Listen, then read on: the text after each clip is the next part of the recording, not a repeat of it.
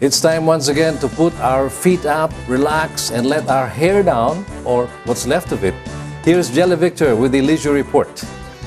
Thanks, Butch. Jelly Victor here at the Valle Verde Country Club Sports Den, and I will start off the second half of this show with Lifestyle Chronicles. Now, if you have no idea what that is about, you will in just a few seconds. Enjoy this.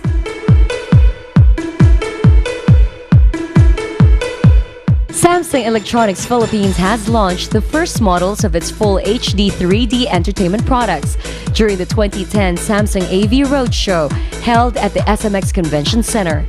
These products will be gradually introduced to the consumers starting this month, and the TVs will support new contents and applications. The company also showcased innovative new offerings in the area of digital imaging and audio-visual technology. Before a group of media and partners, a team of executives led a showcase of Samsung's 2010 product lineup. The 2010 AV Roadshow is mainly about the 3D launch. We're officialing the year of the 3D here in the Philippines with our world's first 3D LED, full HD 3D LED TVs. So alongside with this, we are also announcing that we are the first company to offer total 3D solution package. So we have the 3D full HD 3D LED TVs, LCD TVs, 3D Blu-ray player, 3D active glasses, and of course even the software we're already providing. To invite everyone to please visit our dealer stores and check out the latest products of Samsung Electronics Flat Panel TV. One of the highlights of Bravo celebrating the Filipino is the formal opening of Art Park, which features the works of world-class Filipino artists outside the traditional context of museums and galleries. Art Park hopes to bring large-scale sculptures and other forms of public art closer to the Filipino. Both emerging and established artists will present their work, with the Ayala Mall serving as the venue. Among the artists to be featured in Art Park are Lord Calma, Rachi Cuna, Joe Mendoza, Norman Chotuico, Bernie Packing, and the Tamawan artists. As a tribute to Filipino artisans, Bravo is staging a photo exhibit called Artisans at Work, which features images related to Philippine traditions and arts and crafts. Participating in this unique exhibits are various professionals who love expressing themselves through photography.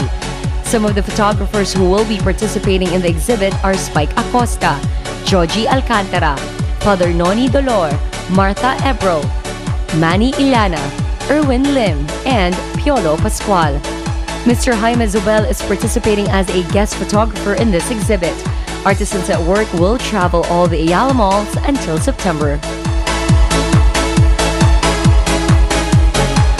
That was Lifestyle Chronicles and the biggest, most happening events in the metropolis. Every single week, we have that segment so you're always updated.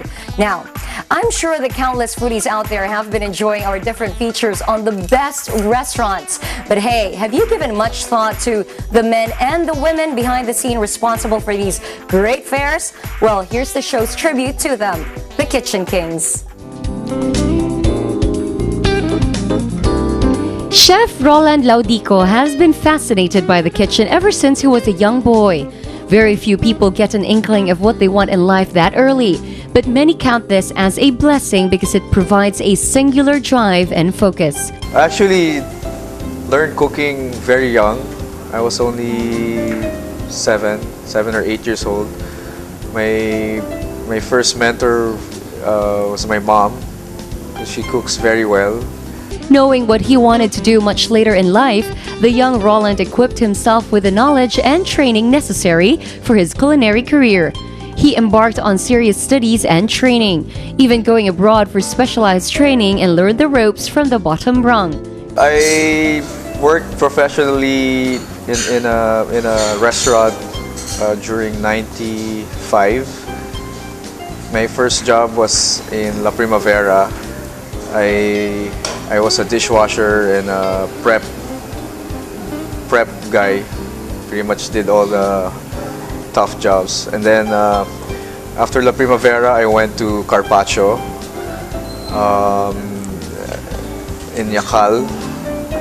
And then I was the pizzaiolo there. I did all the pizzas. And then after that, I went to New York, and I studied culinary arts there for almost 3 years in Culinary Institute of America. From there, Roland traveled extensively, honing his skills in the kitchens of France and Sydney, Australia.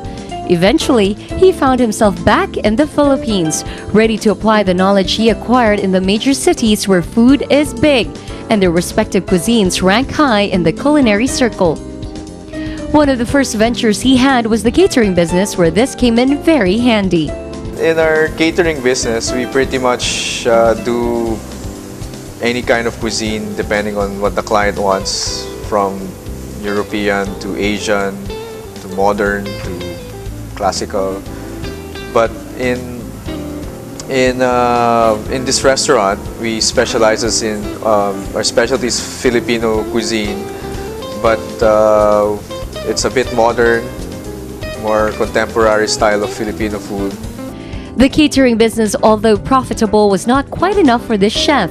A chef's dream is to have his own restaurant, his own kingdom, so to speak, and let his creative juices flow every which way it could. Thus was born Chef Laudico's Bistro Filipino.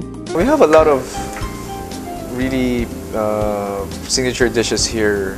In fact, every dish we here in the restaurant, we try to really make it our own style. But if you go here, you should definitely try our lumpia, which is it's done a bit different because it's shaped like a cone, like an ice cream cone. Bistro Filipino has distinguished itself as having revolutionized traditional Filipino cuisine, elevating it to bistro heights. Innovation is important, but keeping the tradition alive while innovating presents a challenge. The basics of cooking is pretty much the same with almost all cuisines. It's a matter of the difference comes from of course the ingredients that you use and the approach to the dish. But me, I enjoy cooking any kind of cuisine. I learn many, and every day I learn new things from different cuisines. The dishes at Bistro Filipino are largely traditional, but always with a twist. Chef Laudico has traveled extensively, not only to foreign lands, but to provinces and small towns across the country, seeking out their delicacies, searching for the unique dishes they offer. What best describes our food is it's deeply rooted in tradition, but we try to transform it a little bit in such a way that it's not the same thing. It's something special. Chef Laudico is obviously at home in his domain, the kitchen of his own restaurant, the Bistro Filipino. It's not an easy job. Being a chef also is very demanding on you physically. I mean, not just carrying all these heavy pots and pans and washing all this heavy stuff, getting burned, standing, the heat, you have to be physically fit to do this job. You're standing like 10, 12, up to 16, 18 hours a day work. Having learned the ropes early in life from his mother, his own family has imbibed it as well. His wife is in charge of what she does best, the desserts, while his kids form her tight critique circle. My kids, especially when they see their mama do all these chocolates and when my wife does all these desserts, of course, being a kid, you cannot help but love sweets, so they pretty much help, and my wife pretty much does her chocolates in the house. When he's not busy in the kitchen, he dons on another hat. Roland, the restaurateur, sees to the needs of his customers and suggests what they could possibly enjoy from the extensive menu. The schooling part of his culinary career may already be a chapter in his colorful life, but the learning process never ceases. He is currently writing a book on the local cuisine and relishing the old recipes he comes across. We asked him what he thought are his greatest achievements so far. My main goal, aside from, of course, being a chef and raising my family at the same time, my main goal is to try to, you know, promote Filipino food more with other cultures as well, in my own way, you know. And I think that's one of the reasons why the concept of the restaurant is like this. Is I wanted to make it more accessible for foreigners to enjoy Filipino cuisine.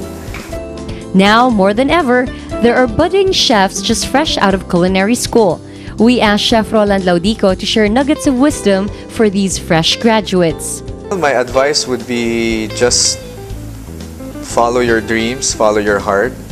For you to learn how to cook, don't stop with what you learn in school, because they only teach you the basics. The majority of learning comes after school, actually, when you're working in a real life professional kitchen. Yep, nothing sounds better right now than to check out this cool place, the Bistro Filipino at the Fort. Now, what I love about this establishment, since I'm personally a huge fan, is that Chef Laudico promotes Filipino food and cuisine, but gives it a little twist, you know, with a European or international flair.